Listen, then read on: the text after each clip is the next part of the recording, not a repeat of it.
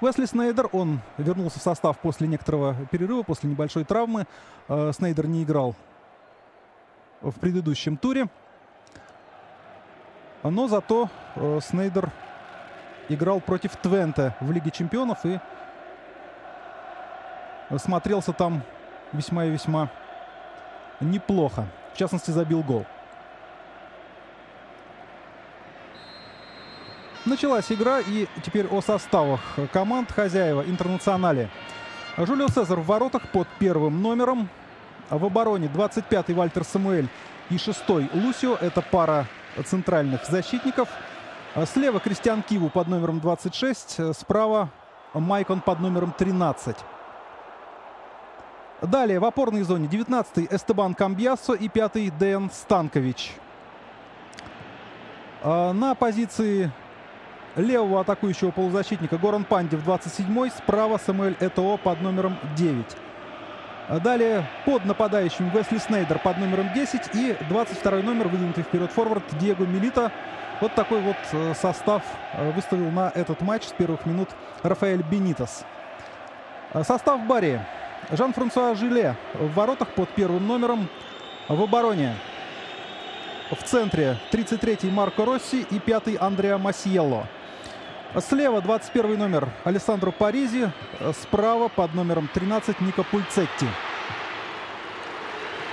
Полузащита 4-й Серхио Альмирон и 8-й Массимо Донати. Это опорная зона. Слева 11-й Абделькадер Гизаль и справа под номером 90 Эдгар Альварес. Два нападающих, 10-й Пауло Барретто и 20-й Виталий Кутузов. Ну и наставник гостей, еще раз напомню вам, Джампьеро Вентура. Началась игра и довольно живо. Команды уже обменялись атаками. Андреа Масьелло отбрасывает мяч назад вратарю Жиле. В минувшем сезоне Бари стал одной из 3 команд, которые в чемпионате Италии ни разу не проиграли Интеру. Здесь на Джузеппе Меацци была ничья 1-1, ну а в Бари команды сыграли 2-2. Помимо Бари, собственно говоря, еще только 2 команды вот такого же успеха, можно сказать, добились и не проиграли Интеру. Это Сампдория и Рома. В общем, это, наверное, стоит считать достижением команды Джампьеро Вентуры, которая в минувшем сезоне заняла 10-е место.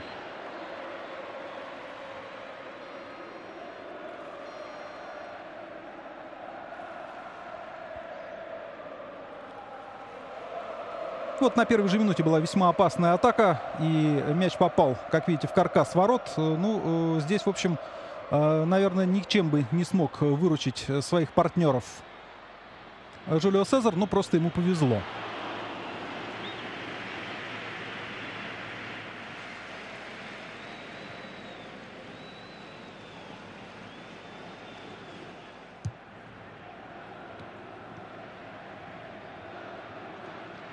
Кутузов. Мяч налево переведен. Там Гизаль. Умеют и мяч контролировать футболисты Бари. И варьировать темп игры. Все это мы видели, в частности, во время трансляции в позапрошлом туре, когда Бари встречался в гостях с Наполи и сыграл очень интересный матч, содержательный матч в ничью 2-2. Та встреча завершилась, Бари открыл счет, но потом вынужден был отыгрываться и сумел это сделать за пару минут до финального свистка. Совершенно неожиданный лидер в итальянском чемпионате после 3 туров. Это Чезена, делегат из серии «Б». У Чезены, так же как у Интера, 7 очков, но лучшая разница забитых и пропущенных мячей. +3. У Интера +2. Станкович сыграл на коротке с Майконом. Майкон направляет мяч вперед в линию атаки. Пандев.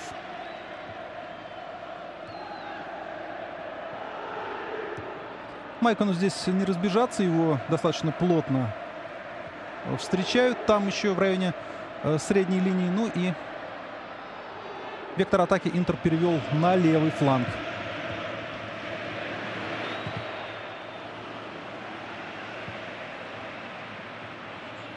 Самуэль Этоо, лучший снайпер команды на старте чемпионата. 3 забитых мяча на его счету. Ну и у нас Первая такая вынужденная пауза. Травму получил один из игроков команды гостей.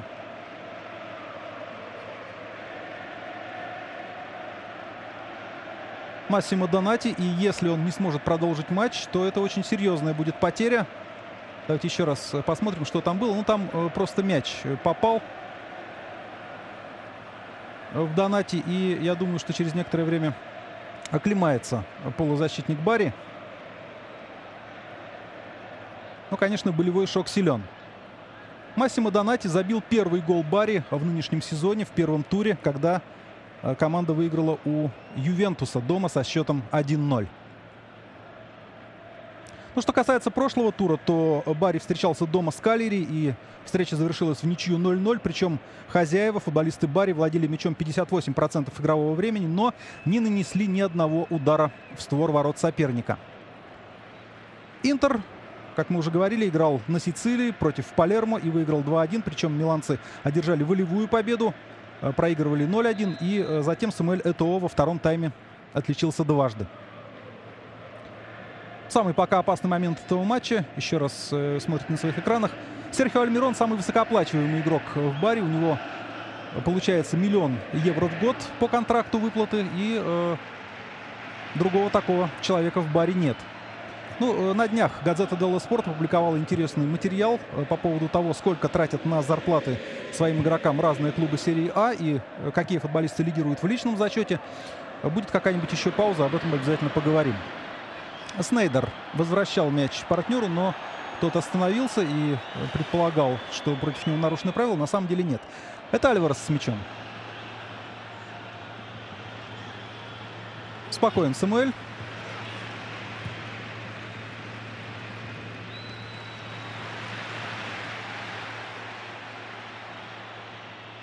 Снейдер. Вот можно направо сыграть. Нет, по центру передача не проходила. На Пандева нужно было, конечно же, отдавать мяч. Перед ним там была определенная свободная зона. И Пандев, наверное, смог бы распорядиться мячом лучшим образом. Нико Пульцетти пошел вперед. Ошибается Альмирон. Пандев. Милито. С Милито не очень понятная история произошла. Точнее, тут агент его намутил воду, что называется. Дал интервью, в котором сказал, что Милито раздражают постоянные замены, а его меняли в каждом из 3 туров чемпионата. Агент сказал, что Милито ощущает себя дискомфортно, потому что не чувствует такого доверия со стороны Бенитеса, которое раньше было характерно для Мауриньо.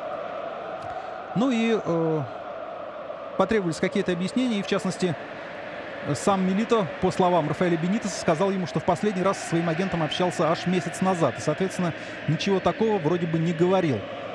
Но просочилась информация, что, покидая поле в Палермо, будучи опять же замененным, Милито раздраженно бросил фразу: «Почему заменяют только меня каждый раз? И это вообще нехорошо, и это нужно обязательно обсудить». Вот такая есть информация.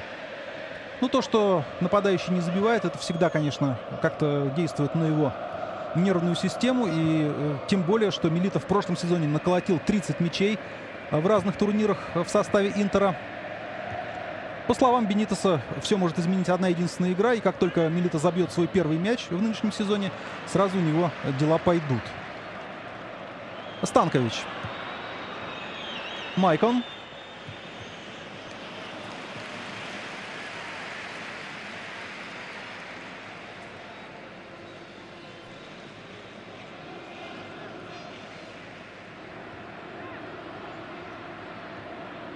Камбьясо.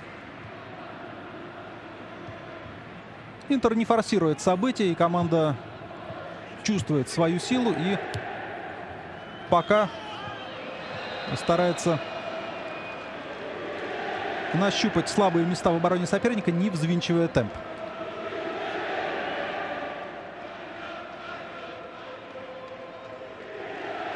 Наставник гостей Джампьеро Вентура, рассуждая о сегодняшнем матче, о том, как он, возможно, будет складываться, заметил, что можно уважать оппонента, но продолжать верить в собственные возможности. И предположил, что его команде по силам отобрать очки у Интера.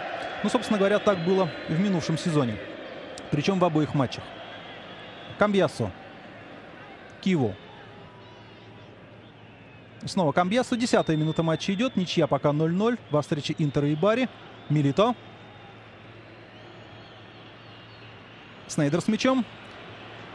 Нет, здесь очень четко располагался по позиции Андреа Масиелло.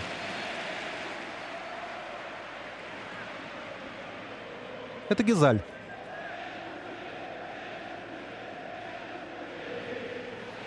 Пандев.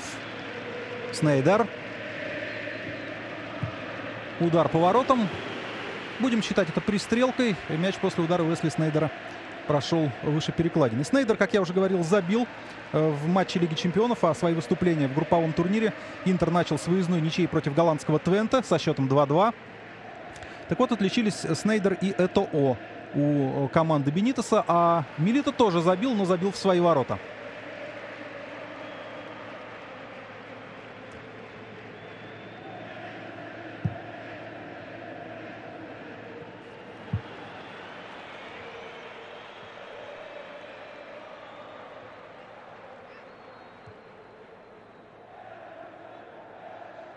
Нам очень часто показывают Вентуру и гораздо реже Рафу Бенитеса. Ну, может быть, это такая дань уважения гостям. Майкон.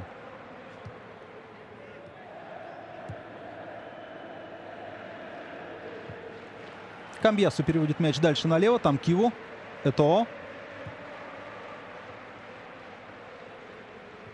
Снейдер. Этоо технично. И можно пробить поворотом! На исполнение, как говорится, был удар. Самуэль Этоо видел, что голкипер вышел чуть-чуть вперед и пытался перебросить мяч через него в левый от голкипера верхний угол ворот. Вот еще раз давайте посмотрим. Но довольно много не рассчитал, и мяч прошел эдак метрах, наверное, в 2 от створа ворот. Донати, может быть, еще испытывает какие-то болевые ощущения. По крайней мере, сейчас он очень легко отвалился от Этоо. Уступил ему позицию, уступил ему контроль мяча и ничем, по сути, помешать не мог. Альмирон получает повреждения, столкнувшись с соперником в центральном круге. Ну, Пандев показывает, что ничего там особенного не было. Давайте еще раз посмотрим. Ну, собственно, такая мужская борьба. Альмирон пошел в отбор. И, видимо, неудачно поставил ногу. Да, так вот я говорил, что Серхио Альмирон самый высокооплачиваемый футболист в составе Бари. У Интера таковым является Самуэль Этоо, но он в 8 раз больше зарабатывает за сезон, нежели Альмирон. 8 миллионов евро. Такой годовой контракт у Самуэля Этоо. Далее идут Милито и Жулио Сезар по 4,5 миллиона. Ну а еще дальше Снейдер и Камбьясу по 4 миллиона. То есть видите, что отрыв от ближайшего, так скажем, преследователя по части зарплаты у Этоо весьма солидный.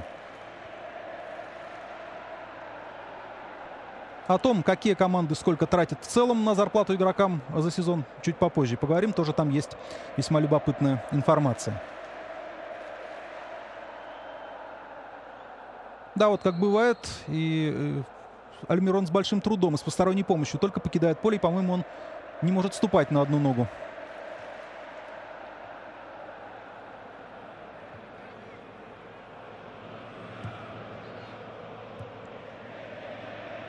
Масьелло и Жиле разыгрывают мяч.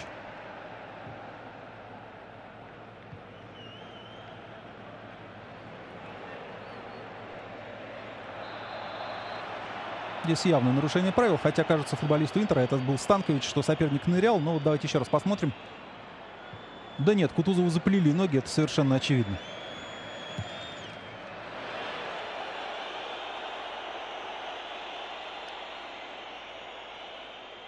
Алессандро Паризи, который выступает сегодня на позиции левого защитника в составе Бари, пробил поворотом, но очень неточно.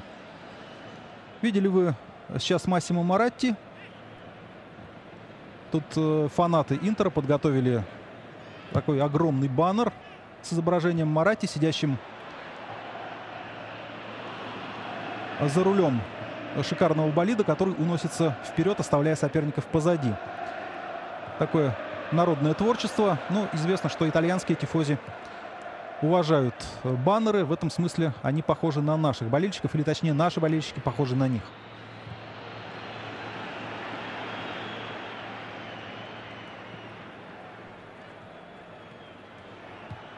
Альварес технично играет на фланге, получает обратный пас от Кутузова.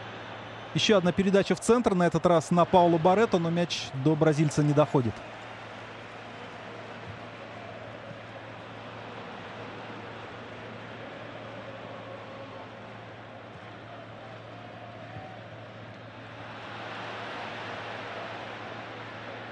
Снейдер. Этоо.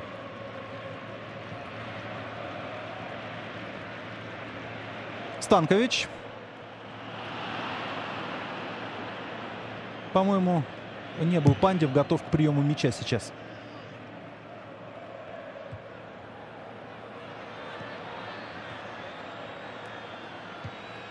Да, ничья 0-0, четверть часа позади. В общем, вот кроме того самого момента на первой же минуте у ворот Интера, когда мяч после удара Альмирона попал в штангу, ничего серьезного команды не создали.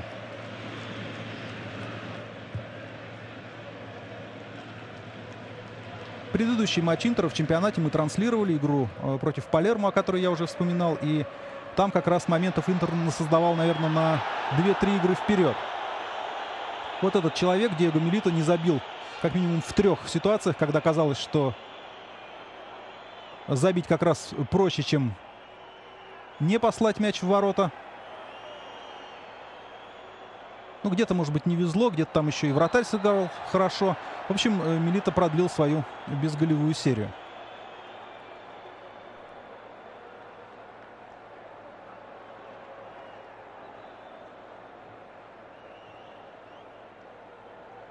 Станкович. Снейдер. Снейдер опустился довольно глубоко. Начинает движение с мячом чужой штрафной. Очень технично, буквально стоя на месте, обыграл сейчас Альвареса. Этоо. Этоо уже в штрафной. Передача. Попытка пяткой поразить цель. Это Диего Милито, да, это он. В общем, там другого варианта и не было, наверное. Кроме так вот попытаться. Забил бы, было бы очень красиво. Кутузов сместился на позицию левого хавбека. Донати свистят трибуны. В основном, конечно, здесь поклонники Интера, потому что лежит Этоо, а соперники и не пытались даже выбить мяч. Ну и вот за разговоры желтая карточка.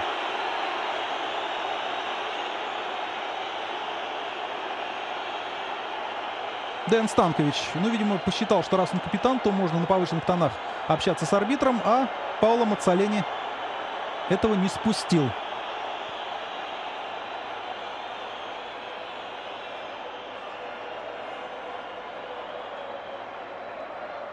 Нет, здесь в мяч совершенно точно играл футболист Барри. И не было здесь как такового нарушения правил. Ну, а это вот предыдущий момент, когда, видите, Милито подставлял пятку и даже коснуться успел мяча, но не настолько, чтобы изменить траекторию его движения в сторону ворот.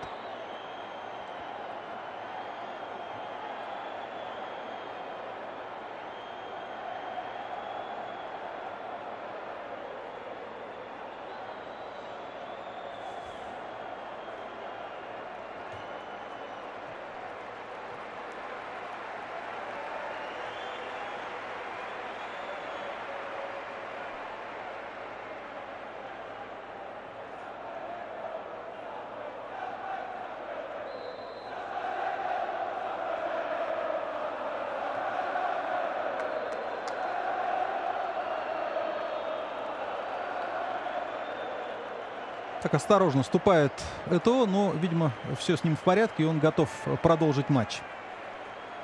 Ну, многие уже замечали, что с приходом Рафа Бенитеса на пост наставника Интера Этоо получил более, что ли, такой свободный режим игры и не ставит в такие жесткие тактические рамки Бенитес Этоо, так как это делал Жозе Моуриньо. Ну вот, стал забивать Этоо, зато замолчал Диего Милито. Лусио. Самуэль.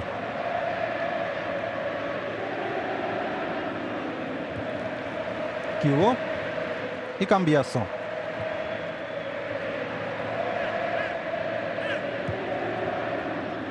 Майкон.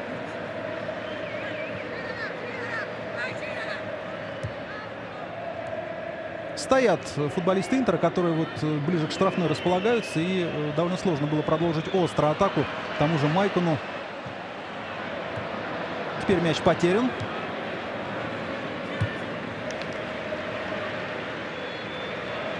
Понятное дело, что с определенной долей опаски футболисты Бари относятся к сопернику. Это совершенно логично и это оправдано. Но это ни в коем случае не должно приводить к таким потерям мяча.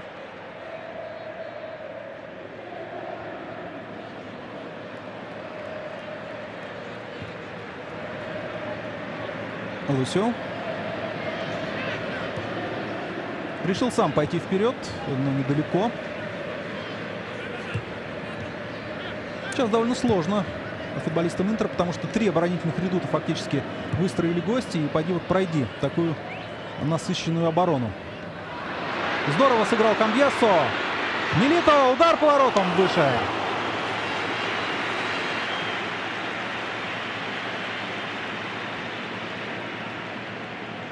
Еще раз давайте посмотрим. Одним движением Камбьясо освободился от соперника, сыграл Диего Милито, и тот пробил. Ну, в общем, достаточно прицельно.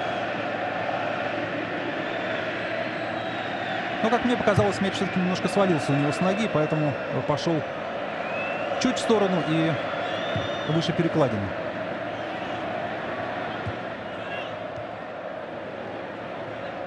Станкович. Снейдер. Камбьясо.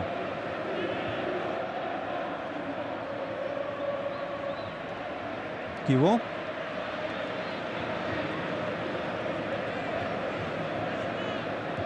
Я думаю, что пока счет не будет открыт, вот таких вот атак Интера мы увидим много.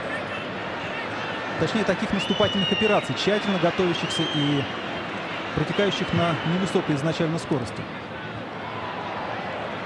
Там просто некуда разбегаться, потому что всей командой Бари отошел на свою половину поля. И я уже говорил, что 3 оборонительных эшелона фактически выстроено. Первый самый составляют Кутузов, Пауло Барето и чуть правее располагающийся Альварес. Вот хорошая передача, казалось, но все-таки не слишком точная. Хотя Милито показывает партнеру большой палец.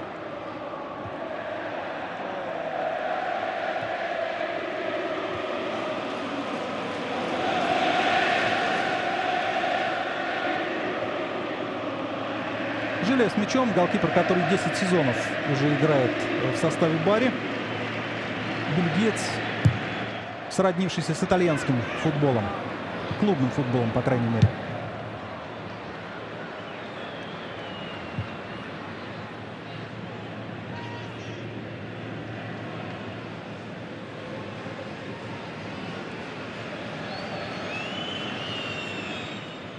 Пульцетти.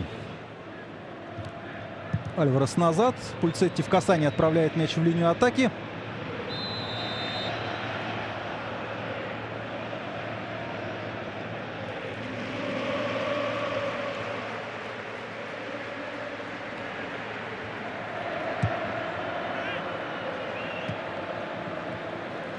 Паризи.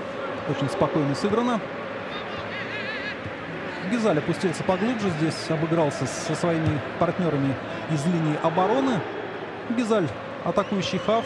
Он обычно действует слева. И вот в сегодняшнем матче он именно там и располагается. Но пока ничего серьезного в его исполнении мы не видели. За исключением вот первой минуты и самой первой атаки, когда был удар в штангу. И там Гизаль как раз принял участие в розыгрыше мяча.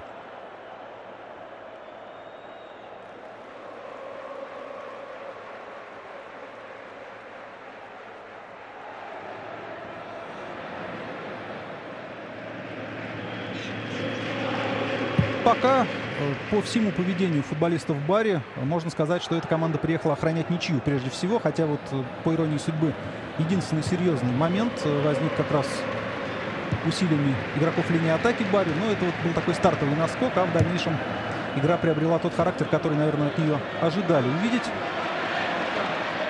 Интер атакует большими силами, но несколько монотонно, пожалуй, пока. Удар поворотом, Пандев пробил не сильно и не точно.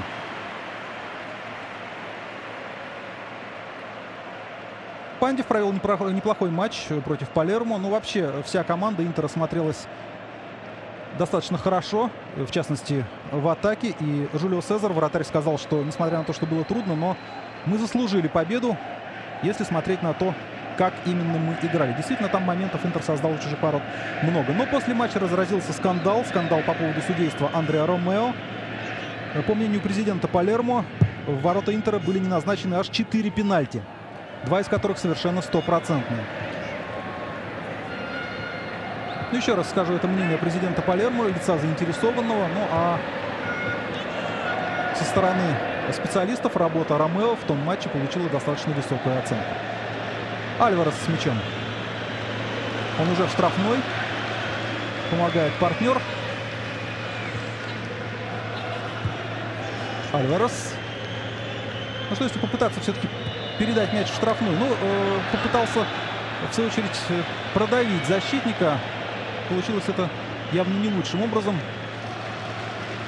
Еще раз давайте посмотрим. Киво поставил корпус и реализовал свое преимущество в физике.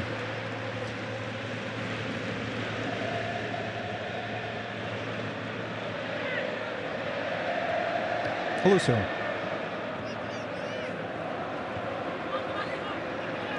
Налево можно мяч перевести.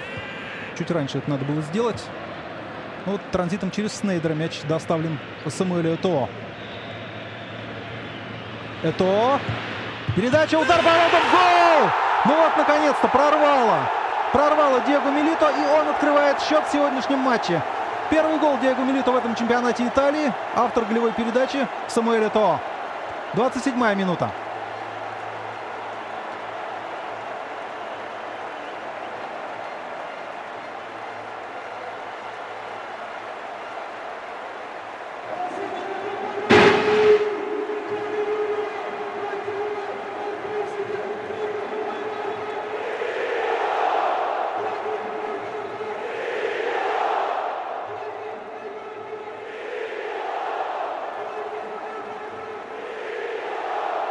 Еще раз нам показывают эту атаку. Там Нико Пульцетти потерял равновесие.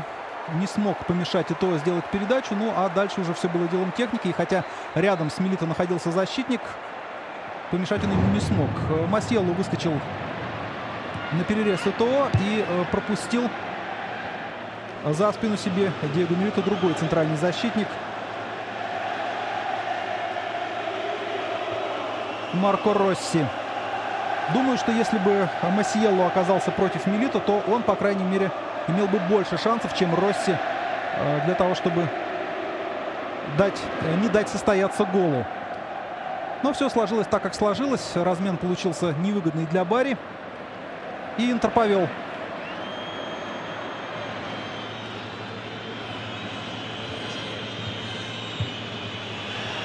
Слишком неточно. Гезаль попытался подкрутить мяч в дальнюю девятку. Вот еще раз нам показывают. Видите, Пульцетти упускает Этоо. Да, там действительно Марко Росси, молодой, 22-летний центральный защитник, оказался несостоятельным в противоборстве с Диего Милито. Очень важный, еще раз повторю, в психологическом, прежде всего, плане гол для Милито. И, может быть, прав был Рафа Бенитес, когда говорил, что должно это случиться в первый раз, и дальше все пойдет уже совсем по-другому, в более привычном ключе, и Милито будет забивать регулярно. Посмотрим. Альварес с мячом.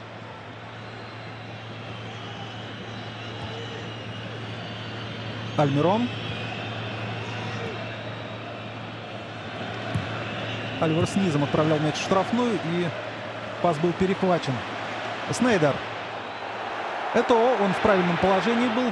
Не находился вне игры, когда последовала передача. Снова против него Пульцетти. Это очень легко уходит от защитника. Передача низом! Счет мог и должен был становиться 2-0. Но Майкон не смог как следует попасть по мячу. Это он по диагонали справа прибежал в штрафную. Это как с ребенком разобрался с Пульцетти. И, в общем, все делал правильно. Сейчас вот как раз напрашивалась передача низом. Она и прошла, собственно говоря, но чуть-чуть не хватило техники Майкону.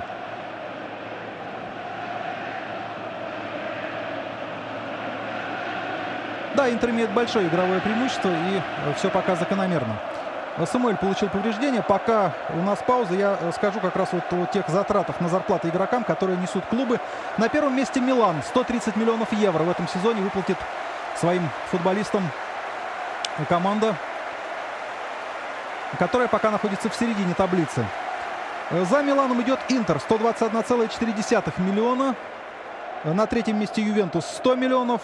Ну а Бари занимает 13-ю строчку, имея зарплатную ведомость в 19,2 миллиона евро. 0,2 миллиона евро.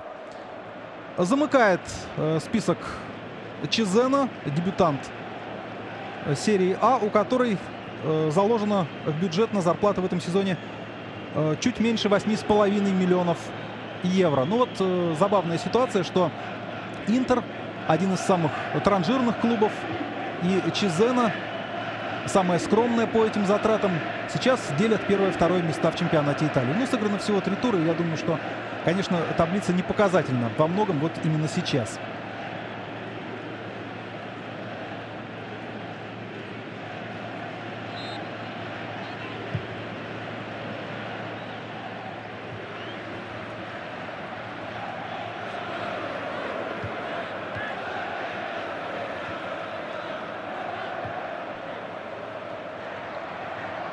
Масьелло с мячом.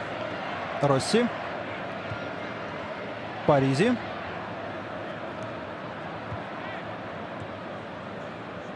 Массимо Донати. Ну, по логике, может быть, и можно было так действовать, однако слишком уж неточным получился пас. И посмотрите, Самуэль, судя по всему, не сможет продолжить матч.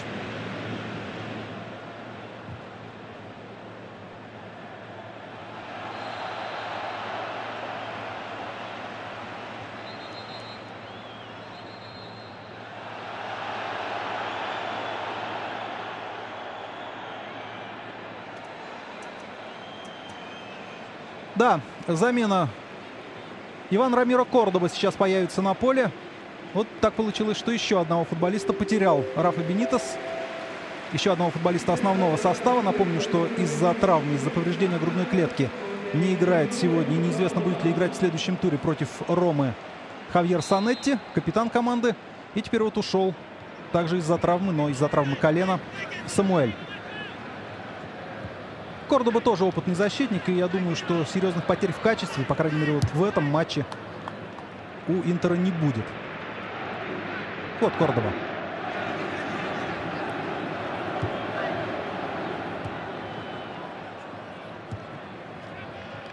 Теперь бразильско-колумбийская связка центральных защитников у Интера, поскольку выбыл аргентинец.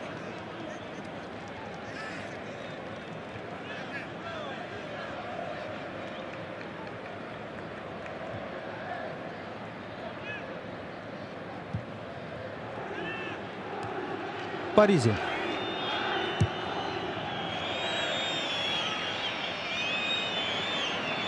Гизаль с мячом зарабатывает угловой. Это уже кое-что. Бари не слишком досаждал Ювентусу в последние минут. Интеру, прошу прощения, в последние минут 20, наверное, если не больше. Так удавалось кое-как добраться, может быть, несколько раз до штрафной, но речь не шла о каких-то даже попытках нанести опасный удар. Ну а стандарт — это в любой игре возможность как-то проявить себя, но не таким вот образом, конечно. Совершенно глупая потеря мяча. 3-2. Контратака Интера. Плохой пас здесь в центре. Потерян темп. Снейдер. Киво. Передача слишком высоко. Все испортил вот тот самый пас в центре. И если бы удалось быстрее пройти ту зону поля, то, может быть, эта атака была бы реализована. И счет бы изменился.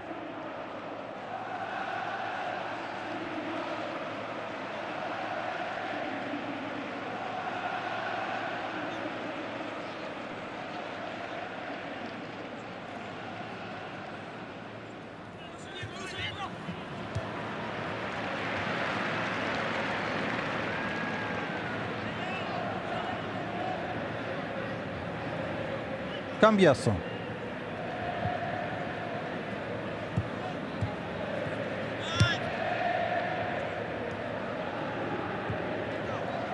Кордоба. Дают ему партнеры лишний раз потрогать мячик, чтобы побыстрее вошел в игру колумбиец.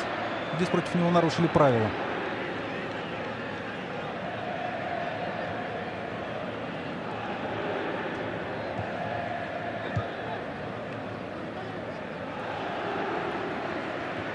Станкович.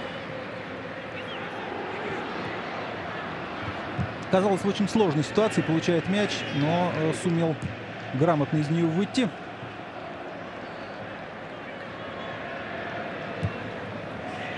В минувшем туре против Палермо временами Интер перестраивался, и скорее его расстановку можно было обозначить как 4-4-2. Такие классические. Но вот сегодня, в общем-то, следует прежней модели Бенитес. Удар по воротам. Прежний, я имею в виду, знакомый еще по прошлому сезону.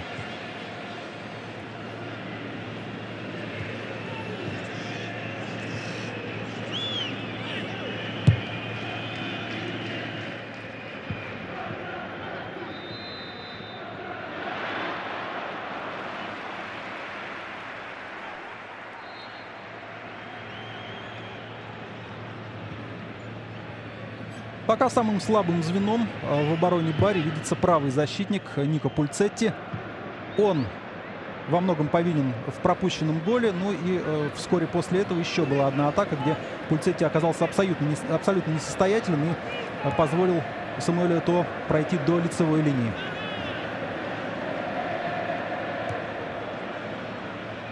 Альварес. Альмирон.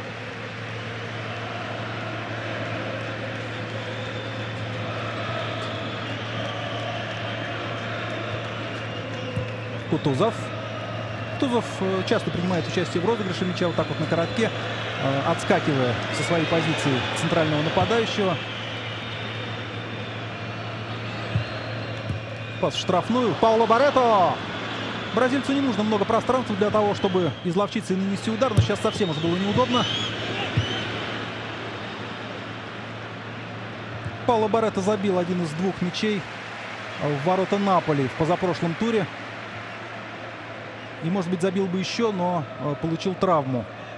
Дернул паховую мышцу и был заменен в перерыве. Но вот сейчас восстановился, все с ним в порядке, и он может играть. Что касается травмированных, то я уже говорил, что Сальваторе Масьелло не играет у Бари. Ну и Алессандро Гацци, еще один полузащитник. Точнее, просто полузащитник, потому что Сальваторе Масьелло, как правило, играет на левом фланге обороны. Ну а у Интера до сих пор Тиаго Мотта вне игры. Но, как поговаривают, скоро он уже должен приступить к тренировкам по таким полноценным более-менее. И есть надежда, что через несколько недель его можно будет увидеть, по крайней мере, в заявке на матч.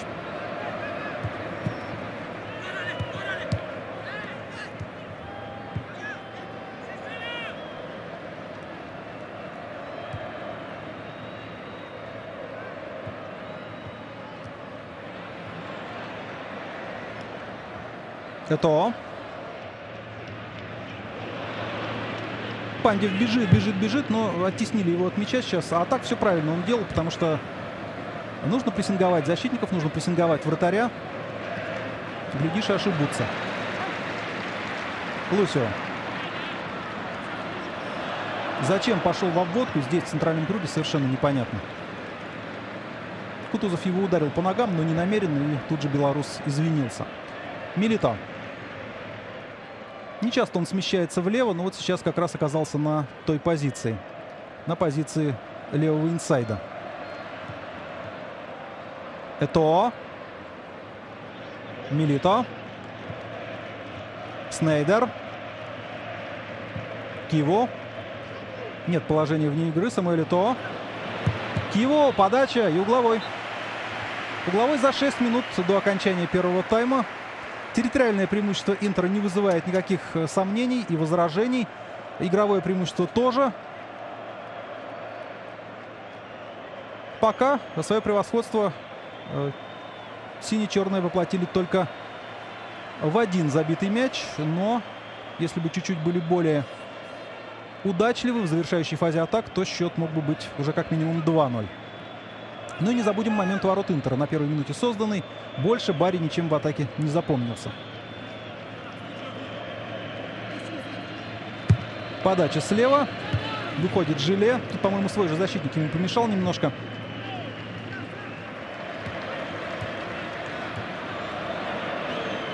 Майкон. Еще один навес. Вот классическая игра Андреа Масьелло. Позицию он выбирает здорово.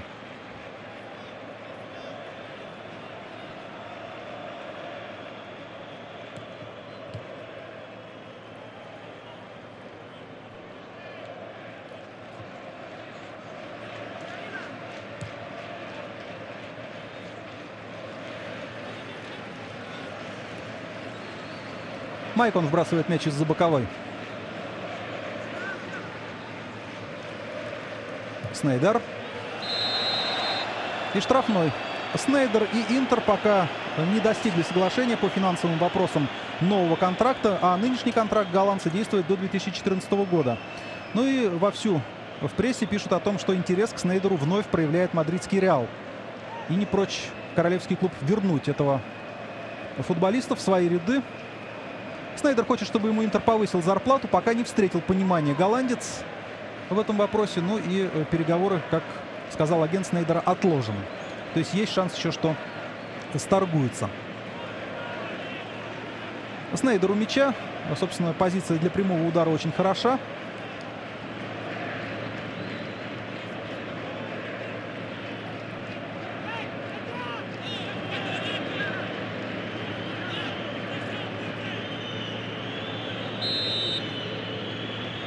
Пробегает Снейдер, бьет Кристиан Кил и зарабатывает угловой для своей команды.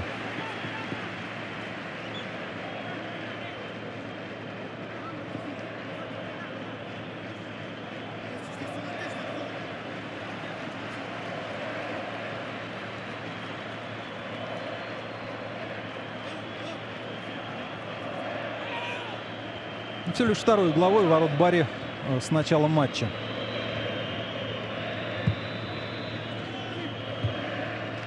Марко Росси сыграл головой. Масьелло чуть назад. Снова Андреа Масьелло. Передача в линию полузащиты. Там разбежаться никак не могли футболисты Барри. И соперников было много. И в статичном положении, по сути, находился Кутузов. Альмирон. Кульцетти подключается.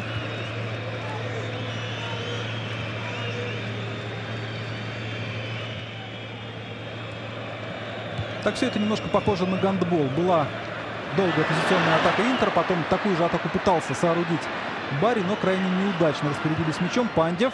Этоо.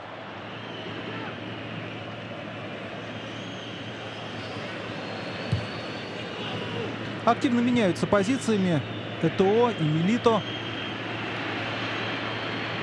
Да и Пандев тоже. Вот хорошая передача, и уже готовился пробить Милито, но не дали ему это сделать.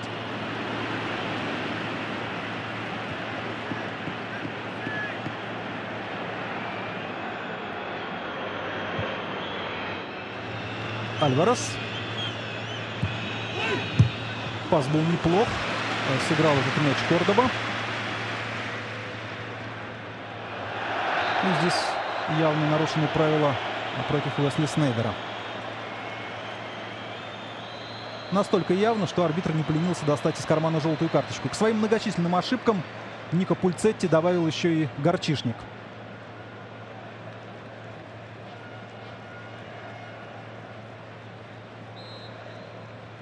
Техничный Снейдер легко его обыграл одним движением стопы и корпуса. И дальше, в общем, Пульцетти, чтобы не позориться, пришлось просто хватать соперника за плечи. Мне почему-то кажется, что вот, основываясь на результатах игры Пульцетти в первом тайме, тренер может его заменить еще в перерыве. Хорошая передача, но она была бы совсем хорошей, если бы чуть более точной оказалась. Там и Пандев, и Милито, в принципе, готовы были завершить атаку. Пандев-то передачу отдавал. Милито и Этоо. Вот так вот будет правильнее сказать, но пас, еще раз повторю, оказался чуть-чуть неправильным. Первый тайм подходит к концу. Мы увидели, не сказать, чтобы очень захватывающий, но достаточно содержательный футбол с многочисленными атаками Интера, с перемещениями игроков линии нападения этой команды. Пожалуй, самым заметным и лучшим в составе хозяев в первом тайме был Самуэль Этоо. Не случайно он стал автором голевой передачи на Диего Милито. Произошло это на 27-й минуте матча. Напомню, что Милито забил первый мяч в этом чемпионате Италии.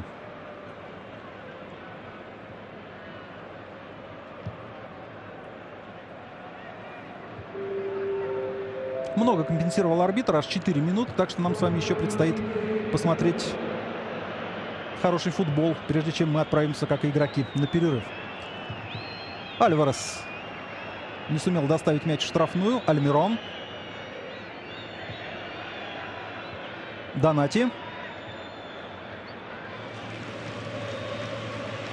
Тут уж совсем футболисты Интера поверили в собственную непогрешимость. Легко очень потеряли мяч. Донати. Паризи.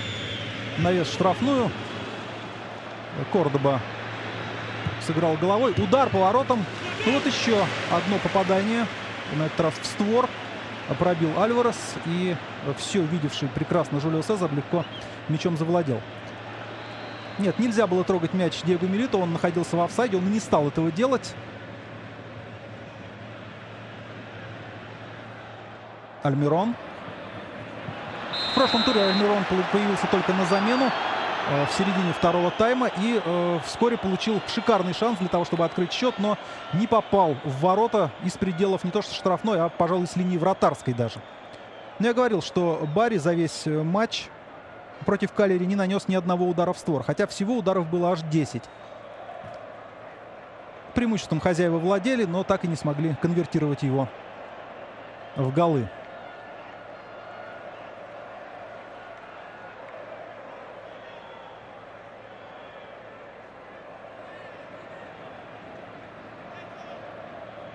Продолжается процесс вживления идей Рафа Бенитеса в игру Интера. Ну, собственно, во многом мы пока видим Интер прошлогоднего образца по расстановке и по задумкам игровым.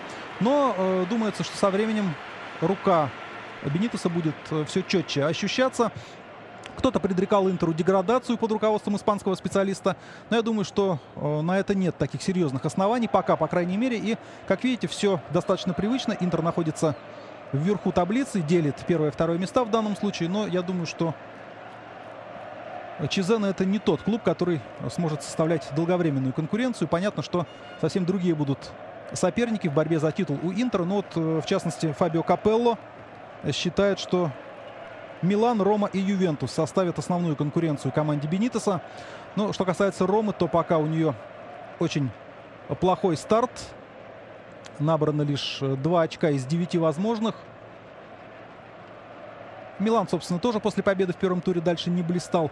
Но и Ювентус первую победу одержал тоже в третьем туре. Так что вот пока записные гранды не демонстрируют какой-то феерии на старте чемпионата. Интер тоже не так уж фееричен, но он, по крайней мере, стабильно набирает очки. Последняя из 4 компенсированных минут уже пошла, и совсем скоро даст свисток на окончание первого тайма Пауло Маццолени.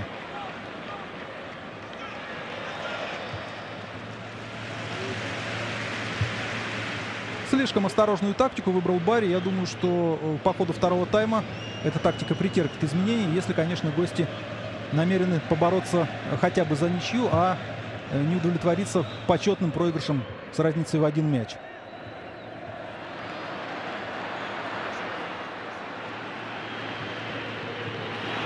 Плохой пас, но надо сказать, что и Милито, в общем-то, не открывался. Он скорее закрылся, забежав за спину защитника, точнее, поравнявшись с ним. Ну что ж, первый тайм матча Интер-Барри завершен. 1-0. Хозяева впереди. Мяч на 27-й минуте забил Диего Милито, ассистировал ему Самуэль Этоо. Отдохнем. Футболисты миланского Интера выходят из раздевалки, отправляются на поле для того, чтобы сыграть второй тайм домашнего матча против Барри. 1-0 после 45 минут игры. Интер выигрывает. Мяч на 27-й минуте забил Диего Милито. Поздравляем его с открытием лицевого счета в этом чемпионате Италии. Но ассистировал ему вот этот человек, Самуэль Этоо. Уэсли Снейдер принимал участие в подавляющем большинстве атак своей команды. Точно пасовал, своевременно открывался. Интер вообще владел несомненным игровым и территориальным преимуществом и мог забить даже побольше, чем один мяч. Ну а у Бари был, по сути, один момент в самом начале встречи, когда Серхио Альмирон угодил в штангу. Больше ничего Бари серьезного у чужих ворот не создал.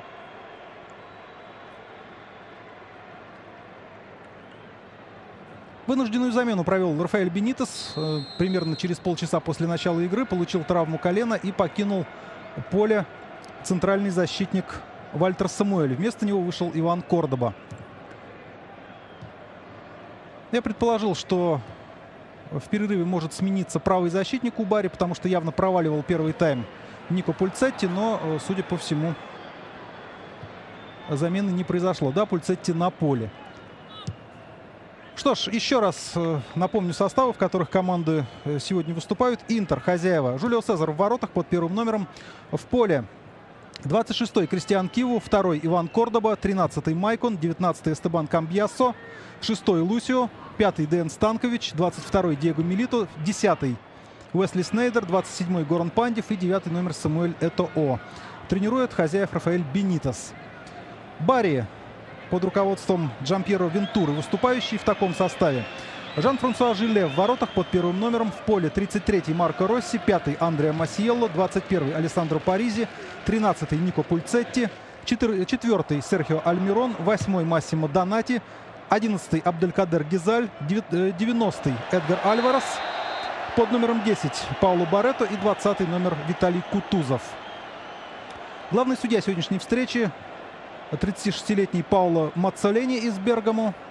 Он показал в первом тайме 2 желтые карточки. Одну Деяну Станковичу, вторую Нико Пульцетти.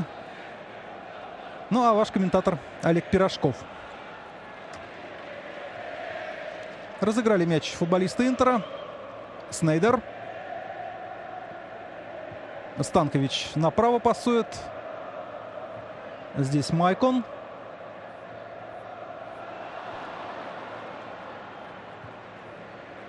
Альварес.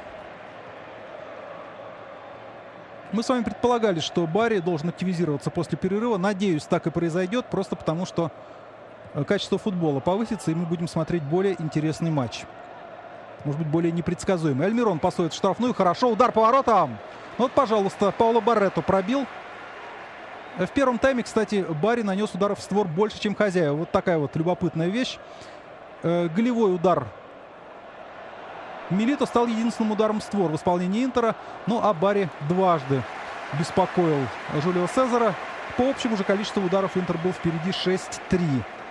Что еще? Владение мячом. Примерно 15 минут в сумме владели мячом футболисты Интера. 12 минут игроки Бари. По желтым карточкам я уже говорил, ничья 1-1.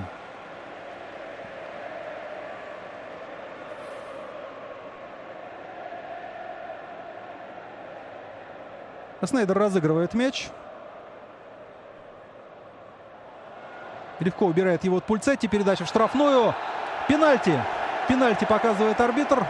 Игра рукой. Марко Росси ошибается грубо во второй раз по ходу сегодняшнего матча. Я напомню, что именно Росси не сумел помешать Милиту отправить мяч головой в сетку на 27-й минуте. Ну а теперь он играет рукой. И зачем это было сделано, совершенно непонятно. Да, там был Этоо в штрафной, но был и Андреа Масиелло. Он наверняка помешал бы нападающему Интера распорядиться мячом. Ну а так вот пенальти, и это гораздо более явный шанс для взятия ворот у Интера.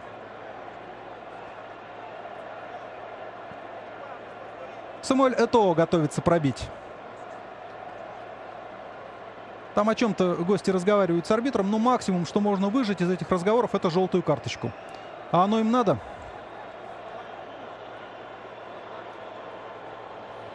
Четыре минуты сыграны после перерыва. Пенальти в исполнении Самуэля Этоо.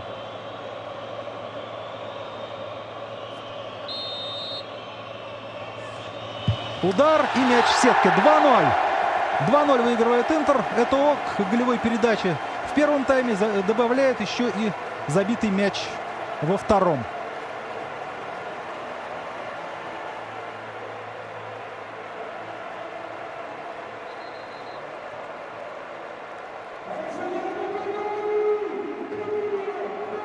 4-й мяч Самуэля Этоо в 4 турах чемпионата. Очень хороший показатель.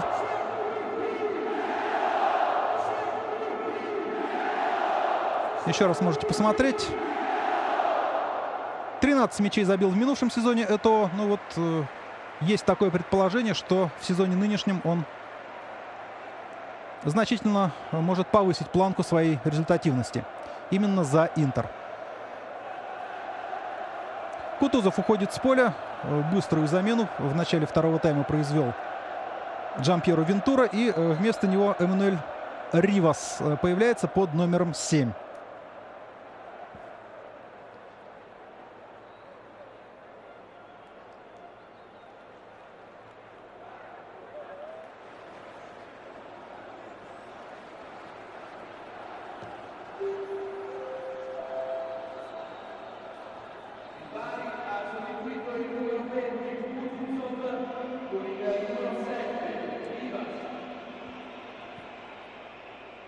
Гости в атаке. Не самый лучший пас. Но он был таким довольно читаемым. Однако даже с учетом этого можно было поточнее сыграть. И тогда, может быть, какие-то шансы были бы. Да, 2-0 по такой игре, которая у нас идет на протяжении тайма с небольшим. Это очень серьезный задел. И я думаю, что какого-то чуда мы должны дождаться от Барри для того, чтобы ситуация кардинально поменялась. Пока Интер не забивал более 2 мячей в этом чемпионате, и если не считать матча за Суперкубок Италии, то и в этом сезоне.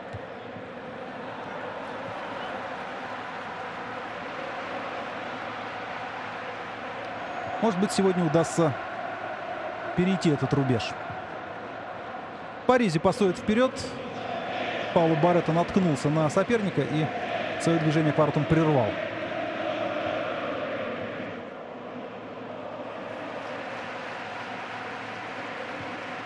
Очень важный гол, на самом деле, забил Интер, пусть с видимой легкостью, но значение его не стоит недооценивать, просто потому, что теперь можно гораздо спокойнее себя чувствовать и пытаться, может быть, в каких-то эпизодах играть раскованнее и какие-то нестандартные ходы активнее применять. Глядишь, это еще и поможет увеличить преимущество. Попытка сыграть в мяч, но сыграна как раз в ноги. Ривас вышел и тут же фактически нарушил правила. Видите, он пытался мяч себе назад отвоевать и попал по голеностопу Снейдеру. Это именно после передачи Снейдера сыграл рукой Марко Росси. И вот мы видим еще раз, как уверенно реализовал пенальти Самуэль Этоо.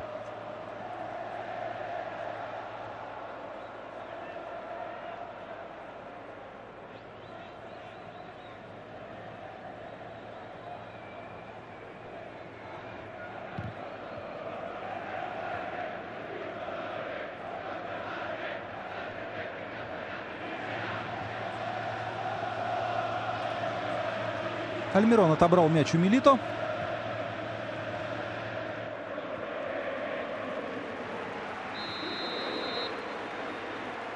На этот раз неправ был Деян Станкович.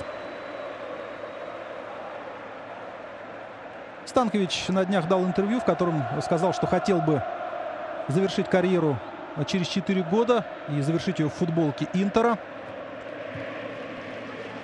Ну а потом мечтает поработать с детьми. Каким-то функционером в профессиональной команде он себя не видит. Тренером или менеджером. Посмотрим, как все сложится. Пока Станкович приносит весомую пользу Интеру как действующий игрок. Хотя уже за 30 сербу, но свои лучшие качества он не растерял. Пандев пасует налево. Здесь Снейдер. Хорошо заметил Камбьясо. Но пробить уже было неудобно. Нет положения вне игры. Снейдер.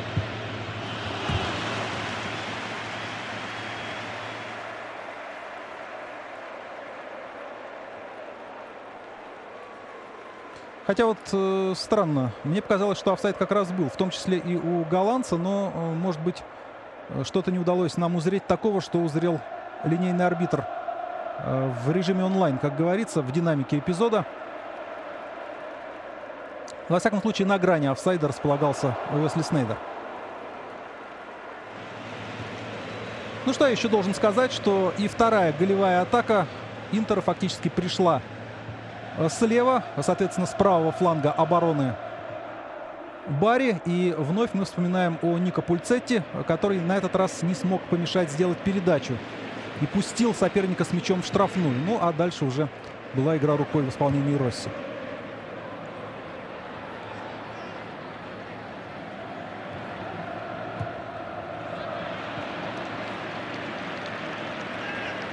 На самом деле довольно сложные перестановки произошли в обороне у Барри вот в связи с травмой Сальваторе Масьелло.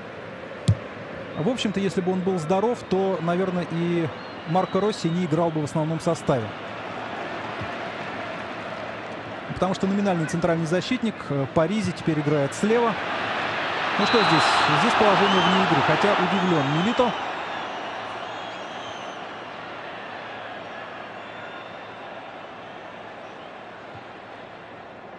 И вот, по крайней мере, с этого повтора действительно можно усомниться в справедливости решения лайнсмена, но, как говорится, эпизод уже заигран. Альмирон играет налево. Пас в штрафную. Это Паризи сделал передачу. Зачтем, как говорится, попытку. Удар состоялся, пусть и неточный, в исполнении Абделькадера Геззаля.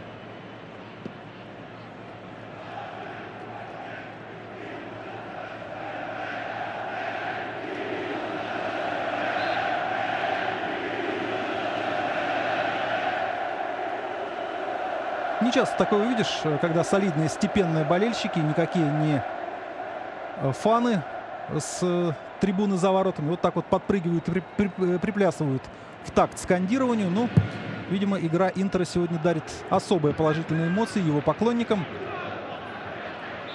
Но еще раз скажу, что без видимых сверхусилий Интер добился перевеса в 2 мяча и свое преимущество в классе реализовал сполна. Вот, по крайней мере, на эту 57-ю минуту матча.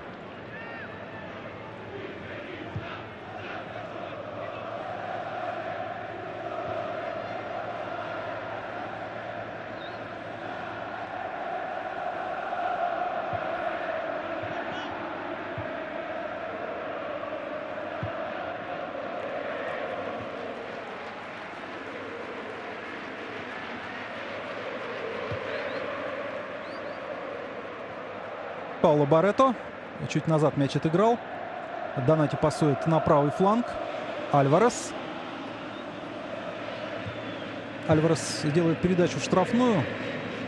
90-й номер Барри может играть лучше, может играть острее, но сегодня он достаточно скромен. Нет, мячом его партнеры снабжают часто, но вот каких-то таких вот оригинальных обострений в его исполнении мы, по крайней мере, в первом тайме так и не дождались. Падение в штрафной, которое арбитр совершенно справедливо оставил без внимания. Андре Масьелло сейчас очень глубоко выдернулся и пытался помешать принять мяч Диего Милито. Я не знаю, но вот в каждый раз в таких случаях мне кажется, что это игра с огнем, потому что позиционно Масьелло играет гораздо лучше, чем Марко Росси. А так получается, что Росси остается на хозяйстве один, когда Масьелло идет бороться на дальних подступах штрафной к соперниками. Может быть, более оправданно было бы, если бы наоборот происходило. Так же, как в первом случае, в случае с первым голом, может быть, было более оправданно, если бы Масьелло остался опекать непосредственно футболиста Интера, а именно Милито, в центре штрафной, а перехватить мяч пытался бы его более молодой напарник. Но случилось так, как случилось.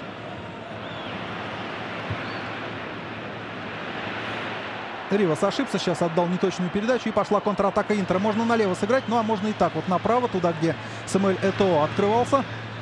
Камерунец смотрит, кому сделать передачу. Делает Снейдеру. Камбьясо. Здорово. Милито! Мимо ворот.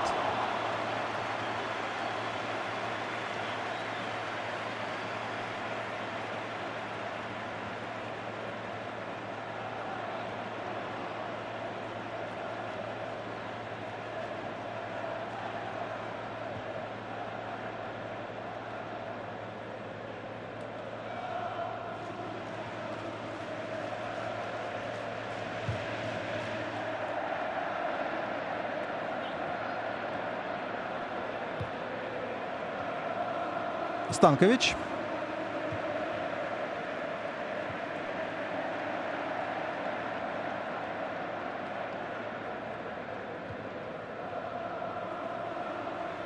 Кордоба. Еще одна замена готовится в составе Бари.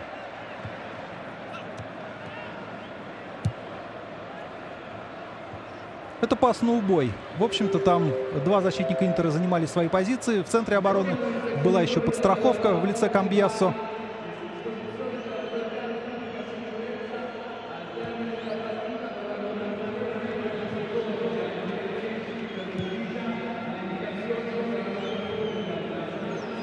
Полчаса еще играть. В принципе, время вполне достаточное для того, чтобы что-то изменить. Я имею в виду гостей. Но вот потому, как складывается игра, в это не особенно верится. Пульцетти. Может быть, даже сразу две замены произойдут, и полностью лимит замен исчерпает сейчас Джампьеро Вентура. Напомню, что ушел уже с поля Кутузов. Вместо него появился под 7-м номером Эммануэль Ривас. Но пока ничем серьезным себя не проявил. Майкон с мячом. Пас в штрафную. От греха подальше мяч за линию ворот выбил Андреа Масьелло.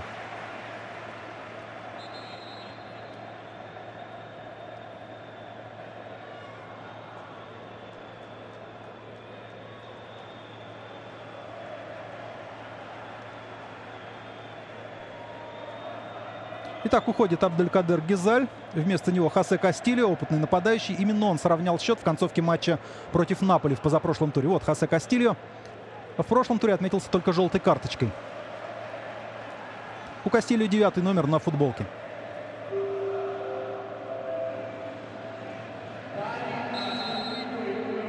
И еще одна замена. Марко де Алессандро вместо Альвареса. Но я говорил, что Альварес может играть лучше, чем он нам сегодня вот показал такие образцы своей игры.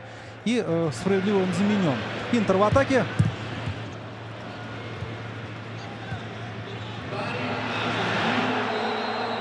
Еще один пенальти впору ставить, и это происходит.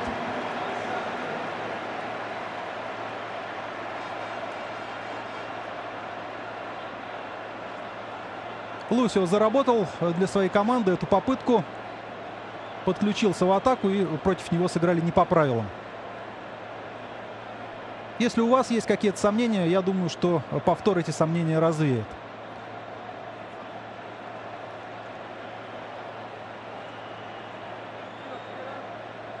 Давайте еще раз посмотрим. Вот момент.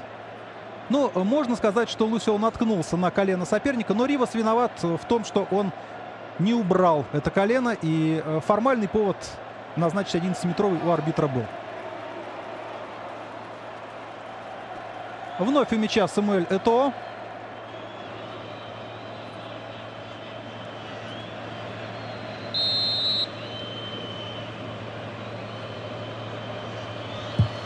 И его второй гол в сегодняшнем матче. 3-0 в пользу Интера.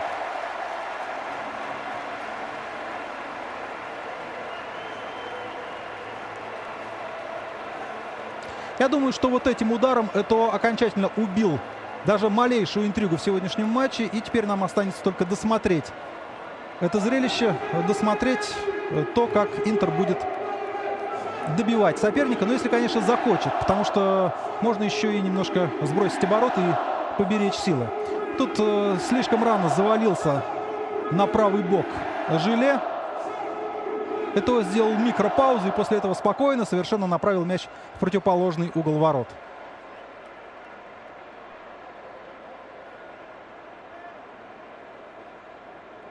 Я думаю, Маратти доволен тем, что он видит сегодня.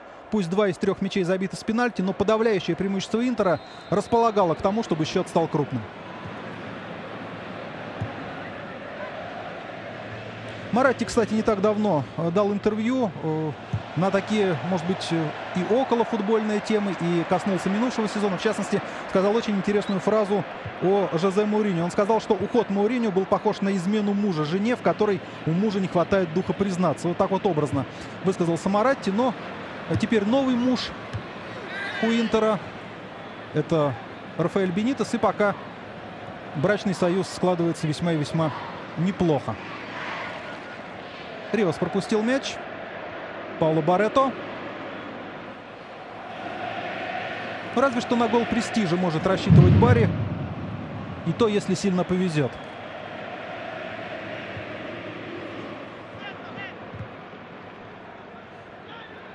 В свою очередь Бенитес ответил комплимент Моратти в своем интервью, английской причем прессе.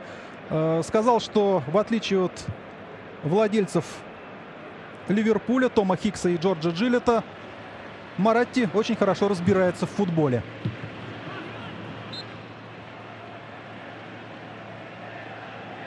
Угловой ворот Интера сейчас будет подан.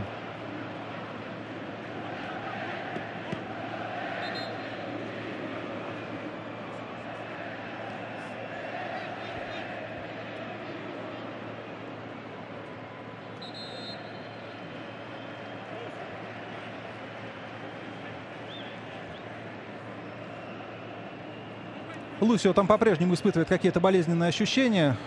Не так давно Лучано Спалетти, главный тренер «Зенита», опроверг информацию об интересе питерского клуба именно к Лусио. Вот такая проходила информация в СМИ, в частности в итальянских. Говорилось, что «Зенит» готов 7 миллионов евро заплатить, но раз уж это опровергнуто, значит опровергнуто. Сале Мунтари появился у бровки, и Марко Матерацци начал разминаться. Вот одного центрального защитника сегодня потерял Интер из-за травмы. Я напомню, что еще в первом тайме был заменен Самуэль. И, судя по всему, Лусио не сможет продолжить игру, и вместо него появится тогда Марко Матерацци.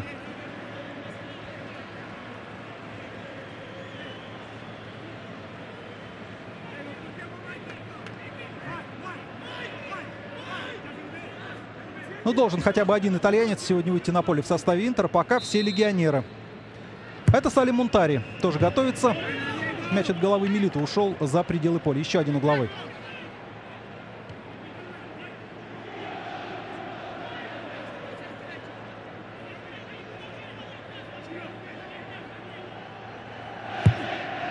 На этот раз на дальнюю штангу подача. Ривас проигрывает борьбу в воздухе. Киво.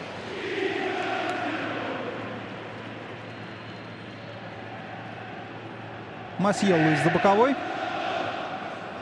Барри задержался у чужой штрафной. Альмирон с мячом.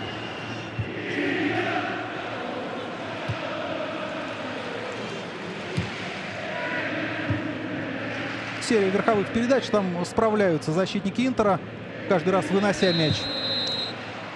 Ну а теперь штрафной. Для разнообразия можно и такой вариант атаки попробовать гостям. Довольно невнятное впечатление, прямо скажем, сегодня Барри оставляет. Совершенно заслуженно проигрывает с крупным счетом. В игре против Наполи эта команда лично мне понравилась гораздо больше. Что, этого меняют? Да, судя по всему, камерунец, забивший 2 мяча во втором тайме, оба с 11-метровых, поле покидает. 5 голов уже на счету Самуэля Этоо в этом чемпионате Италии. Очень приличный показатель, если учесть, что сыграно всего 4 тура. Но вот теперь Милита может порадоваться, меняют не его.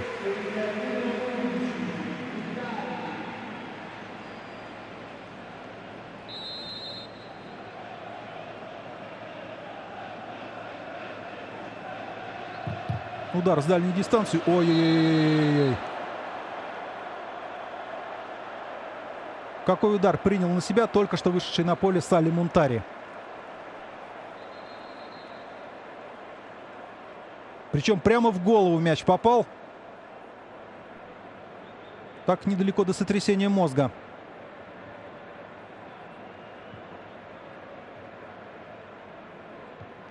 Середина второго тайма. Превосходство Интера и по игре, и по счету не вызывает никаких сомнений.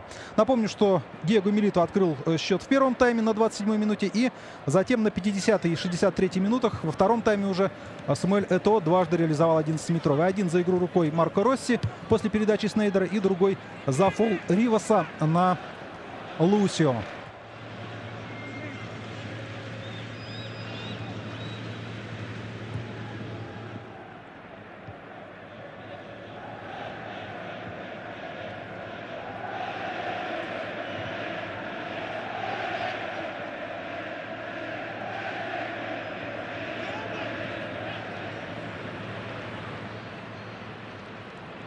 Майкон с мячом. Пандев. Ну вот теперь игра Интера перестроится, и, видимо, мы будем наблюдать близкие к классическим 4-4-2 или, например, 4-3-1-2. Вместо 4-2-3-1, той схемы, которую играл Интер с начала этой встречи.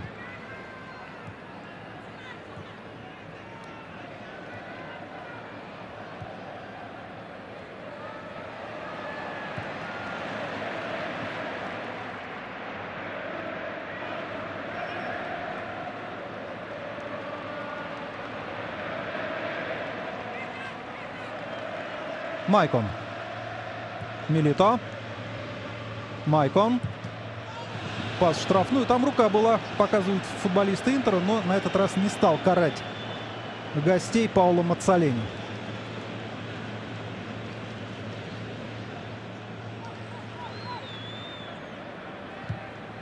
Я думаю, что все идет к тому, что по итогам этого тура Интер захватит единоличное лидерство в чемпионате Италии. Просто потому, что разница мячей сейчас уже у команды Рафа Бенитеса 7-2 плюс 5.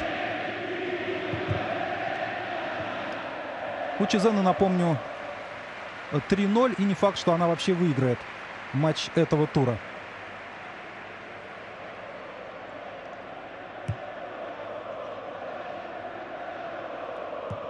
Удар по воротам. Ну вот и Жюлио Сезар вступил в игру после долгого перерыва. Напомню, что в конце первого тайма был удар в створ. Последний на данный момент. Ну и вот сейчас неплохо выстрелил Паризи.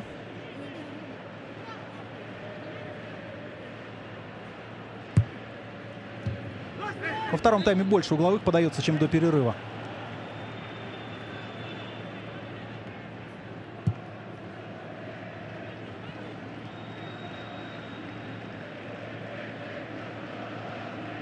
Очень красивый эпизод. Красивый мощный удар и полет вратаря тоже под стать. Не случайно нам режиссер показал несколько повторов. Вот остается эстетствовать сейчас, просто потому, что, еще раз скажу, спортивный результат матча уже фактически предопределен.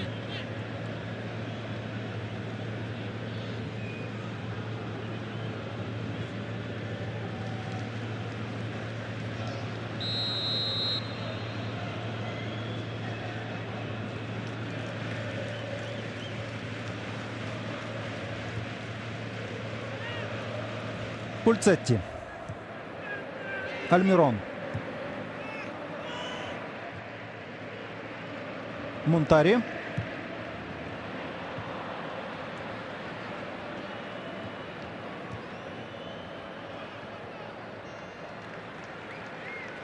Ривас прессингует защитников.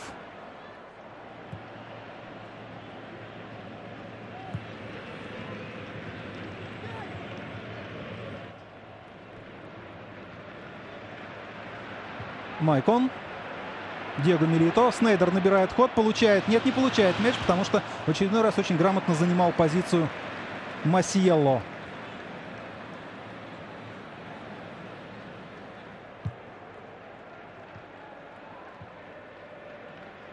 Пас за спину Киву.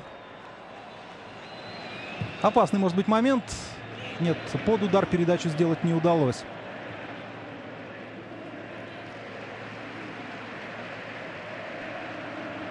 Второй раз ошибается в передаче Интер при переходе в атаку. И там на этот раз Диего Милито оплошал.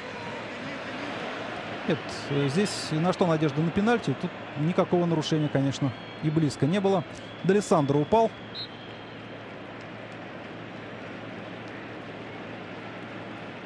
С Киву что-то там приключилось. Одна замена, напомню, еще есть у Интера. Марко Матерацци стал раздеваться, когда Лусио вновь дал знать, что у него болит нога. Но Лусио на поле остался, так что вот если что-то там с Киву приключилось, то его тоже можно при необходимости заменить.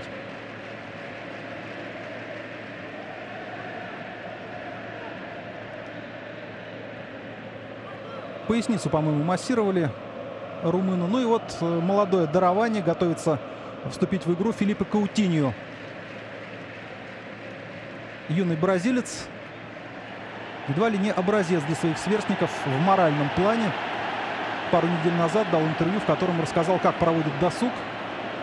И, в общем, это очень далеко от того, чем развлекаются его сверстники. Никаких дискотек, никаких баров, зато регулярное посещение церкви.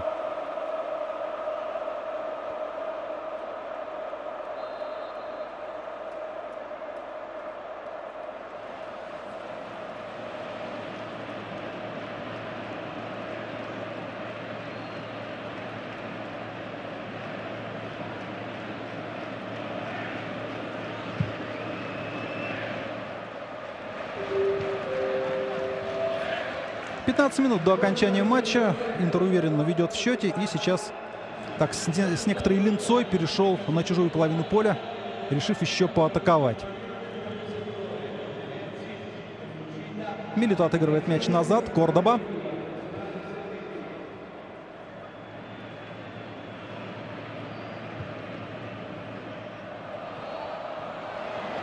Вместо кого выйдет Каутиньо, но предположу, что он может заменить Уэсли Снейдера, потому что по позиции примерно вот тем же самым занимается на поле молодой бразилец, чем и голландец.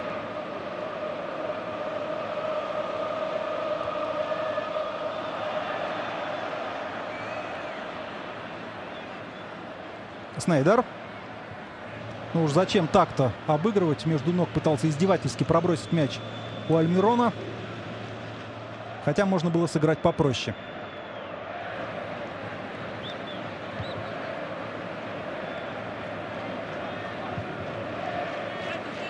Пульцетти.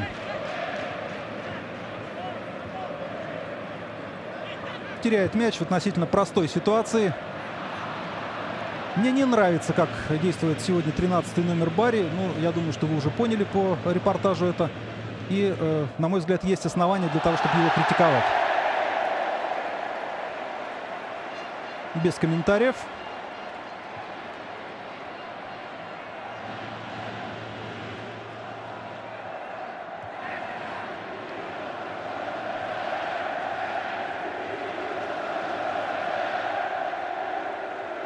Элегантно играл Станкович, но чуть-чуть не удалось реализовать собственную задумку. Да, Каутиньо уже у кромки поля. Он сейчас готовится вступить в игру. Снейдер. Понравилось Снейдеру вот именно так действовать. Такие черпачки раздавать. Нет, штрафную не пускают.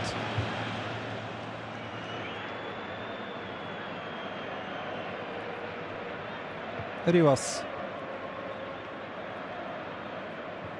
Д'Алессандро. Справа входит в штрафную, качает Киво. И удар Альмирона.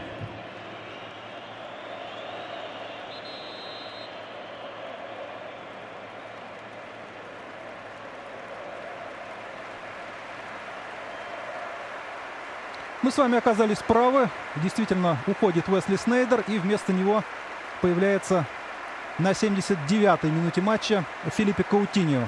У Каутиньо 29-й номер на футболке.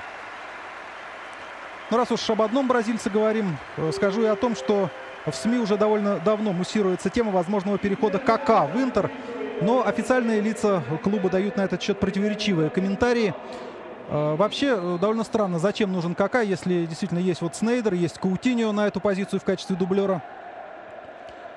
Разные существуют варианты. В крайнем случае может, допустим, и Станкович сыграть именно на позиции трехчетвертного.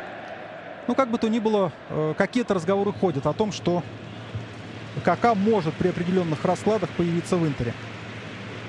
Ну, вообще, селекция — это вещь, которая продолжается постоянно, процесс, который длится постоянно, и разные фамилии игроков называются в связи с Интером. Вот буквально накануне легендарный Сандро Маццола заявил на пресс-конференции, что хотел бы видеть в Интере аргентинца Хавьера Пастора, который сейчас очень здорово выступает за Палермо. Пасторе был на самом деле один из лучших игроков матча Палермо-Интер, который состоялся в прошлом туре. Но там аргентинцу отчаянно не везло. Столько моментов у него было, и реализовать он ни один не сумел.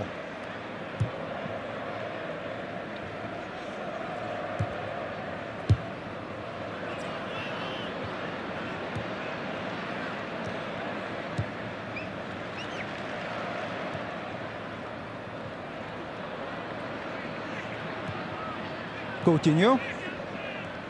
Станкович. Майкон. Угловой.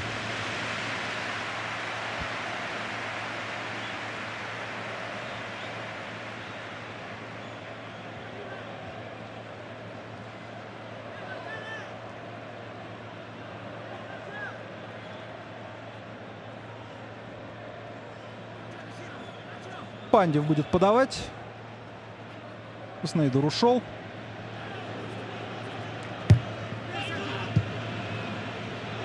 Подбор за хозяевами и удар Дэна Станковича. Удар слишком неточный. Ну, по крайней мере, Станкович, мы знаем, умеет бить гораздо более прицельно. Еще одно важное событие в жизни итальянского клубного футбола состоялось накануне. Ассоциация игроков серии А решила отложить забастовку, которая первоначально была намечена уже на ближайший 5-й тур. Но именно отложена забастовка, и она все равно состоится, если до 30 ноября не будет подписан новый коллективный договор Лиги с Ассоциацией игроков-профессионалов серии А. Ну, я напомню вкратце, что причиной недовольства футболистов стали изменения, которые готовится внести в регламент Лига и владельцы клубов о том, что в последний год контракта игрок может без его согласия быть продан в любую команду, которая согласится сохранить ему прежнюю зарплату. Ну, такое изменение, которое, в общем, по мнению некоторых игроков, многих игроков, низводит их до положения крепостных. Посмотрим, как будет развиваться ситуация. До конца ноября еще время есть. Есть возможности для того, чтобы найти общий язык. Барри атакует левым флангом. Передача в штрафную. Опасно! Ой-ой-ой-ой. Можно было D'Alessandro сократить разрыв в счете, но мяч он отправил гораздо выше ворот и даже чуть в сторону. Мне показалось, что там был офсайд у Кастильо. Но он в любом случае не попал головой по мячу, а вот D'Alessandro мог замыкать дальнюю штангу. Совсем грустный Джампьеро Вентура. Он храбрился перед матчем, я вам приводил цитаты из его интервью. Но получилось так, что слишком уж с большим уважением, видимо, Барри отнесся к сопернику и был за это же наказан.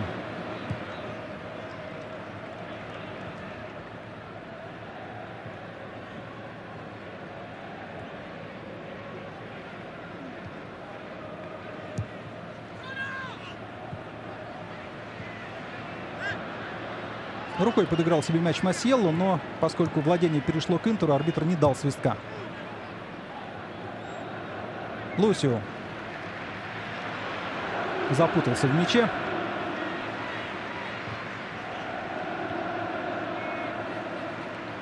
Паризи обыгрался с Кастильо. Вот видите, количество потерь у Барри значительно выше, чем у Интера. 5 против 2. D'Alessandro элегантно сейчас обыграл Киву, но того подстраховали сразу двое партнеров, ну, в частности, Эстебан Камбьясо.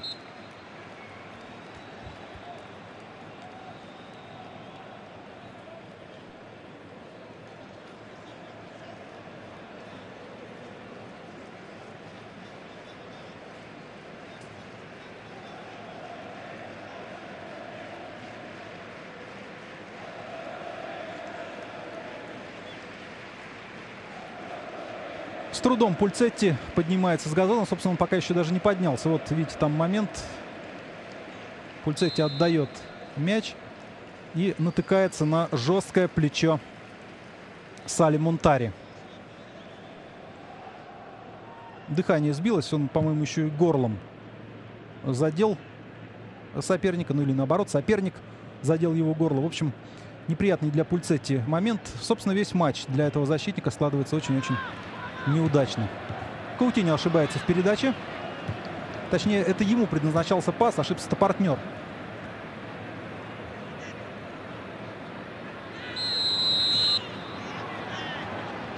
И здесь фол.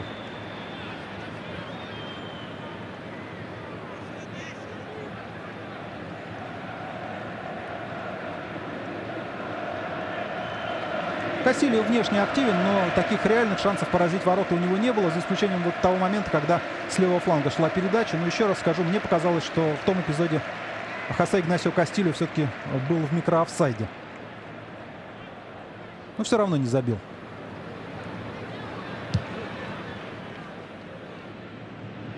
Пять минут осталось командам сыграть в этом матче. Какие-то паузы были во втором тайме. И, наверное, минутки 2, может быть 3 прибавит судья.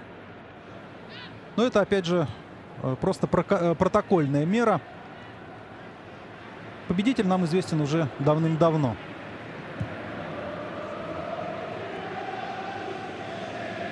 Д'Алессандро с мячом. Подача Пульцетти.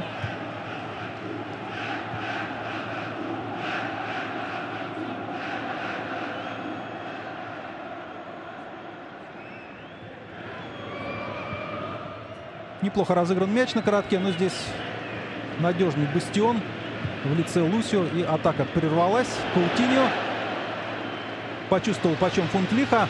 Можно убегать 1 на 1. Милито. 4-0. Диего Милито оформляет дубль. Интер громит Бари в 4-м туре серии А.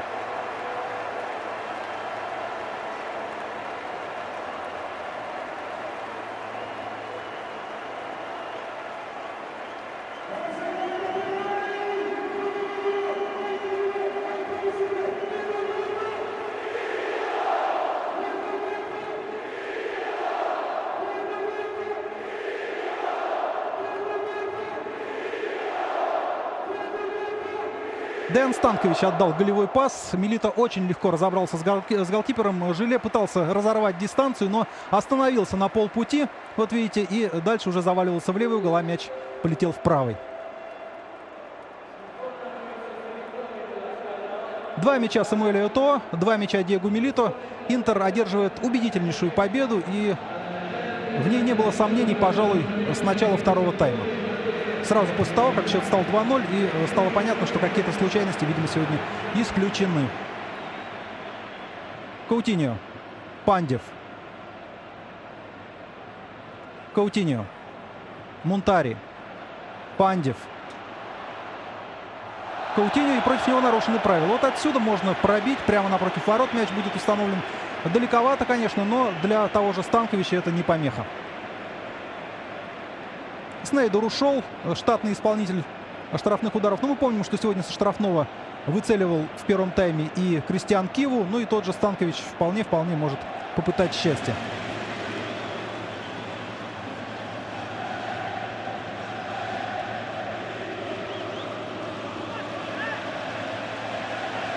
Прав оказался Бенитес. Между первым и вторым у Милито перерывчик оказался совсем небольшой. 2 человека пристраиваются в стенку. Это Милито и Каутиньо. Там еще 4 игроков в Бари. Киву собирается бить, или Майкон. Майкон пробегает. Удар наносит Салю Мунтари. Ничего себе. Ну, при таком счете можно уже позволить эксперименты. Милито. Передача Майкона. Мяч попал в голову 21-му номеру Паризи.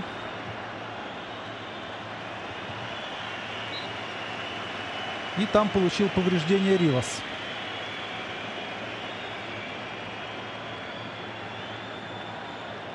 Да, жестко под него подкатился сейчас Мунтари. Мунтари вообще игрок, который не признает каких-то полумер и полутонов в борьбе за мяч. Не случайно является одним из главных коллекционеров желтых карточек среди всех африканских игроков, которые выступают в Европе.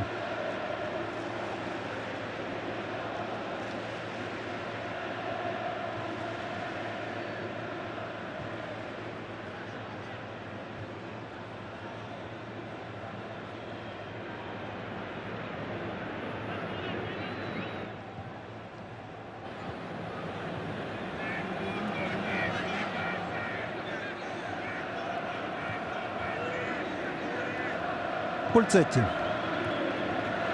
Я думаю, задача максимум сейчас для Бари не пропустить 5-й мяч. Для этого лучше подержать мяч в атаке. хотя бы так, но, правда, в данном случае был офсайд. Самое главное, что Ривас бегает, и все с ним в порядке. И вот это вот столкновение с Мунтари обошлось без серьезных последствий для его здоровья. Надо же, всего лишь первый офсайд у Барри в сегодняшнем матче.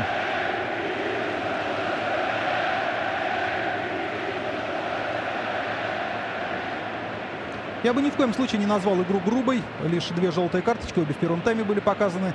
В начале второй половины встречи нам показывали статистику фолов. Тогда их было 9 у Барри и 5 у Интера. Но с тех пор что-то, конечно, изменилось. Но не думаю, что как-то уж очень радикально. В такую привычную норму 20 с небольшим фолов этот матч должен уложиться. Ну, может быть, 25-27, вот так вот, не более того. Аж 4 минуты компенсировал арбитр. Решил продлить удовольствие. Прежде всего, поклонникам Интера, конечно. Потом, наверное, себе. Ну и в самую последнюю очередь тем, кто переживает за Барри.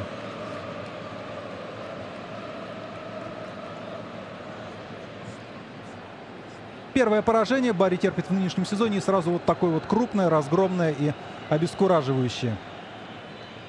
Интер с лихвой отыгрался за минувший чемпионат, когда, напомню, в 2 матчах он ни разу не смог обыграть эту команду.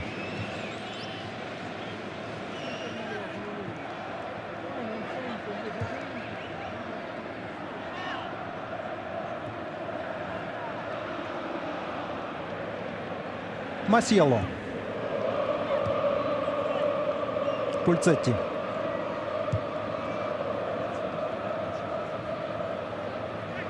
Донати. Альмирон. Сколько точных передач сумеет сделать Барри?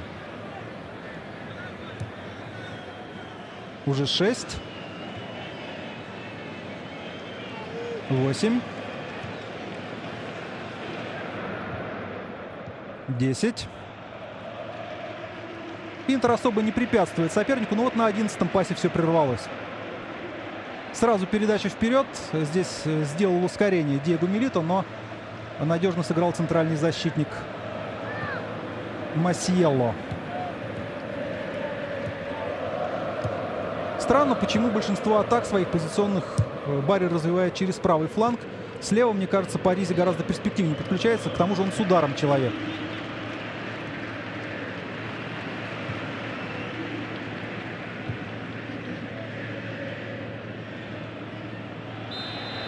Альмирон нарушил правила против Коутиньо. Коутиньо поучаствовал в голевой атаке, как раз вот в той, в которой забивался 4-й гол. Последний пас отдавал Станкович, но Коутиньо там послужил промежуточным звеном.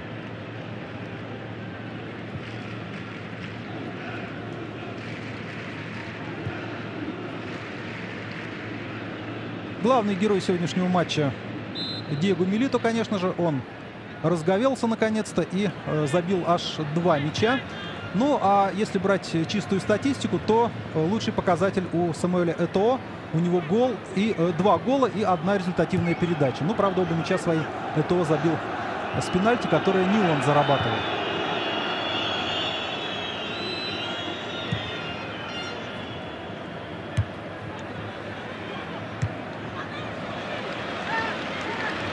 Коутиньо. Милито, а может хет-трик? Как-нибудь в другой раз. Пробил Пандев. Даже несколько странно, что вот в таком матче у Пандева, по сути, не было возможности для взятия ворот. В игре против Палермо в прошлом туре у него был очень хороший шанс. Ну и Пандев, хоть и не полный матч провел, но там все равно запомнится. Сегодня весь Интер был на голову сильнее, чем его оппонент. Счет 4-0. Могло быть даже и крупнее.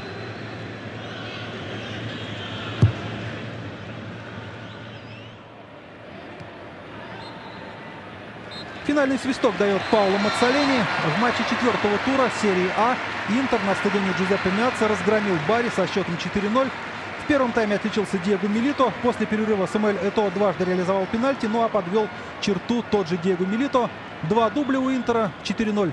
Крупная победа. Интер набирает 10 очков после 4 туров с прекрасной разницей мячей 8-2. Я не знаю, как играет Чезена, но думаю, что Интер по итогам этого 4-го тура захватит единоличное лидерство в таблице итальянского чемпионата.